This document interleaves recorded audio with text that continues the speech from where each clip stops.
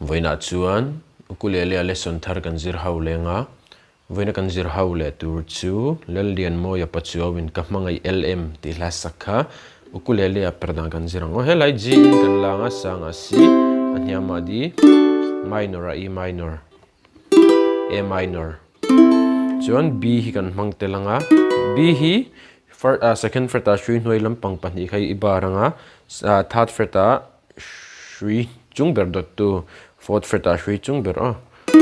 khai lam metangai kuzung chal khada son la hetia bar to lovin second fret shri hnoi ber dot tu khai metango kha B7 ani le halang kami kan hung tel bokang hetia kan stramang down down up down up down down down up tikhano down down up down up down down down up kami strumming pattern ka chord khata vai khadang zel kalang down down up down up down down down na na na na na na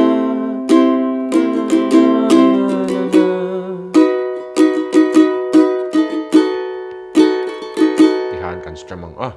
alhan en karon play mil lenga uluk devin lo ngai thale don ya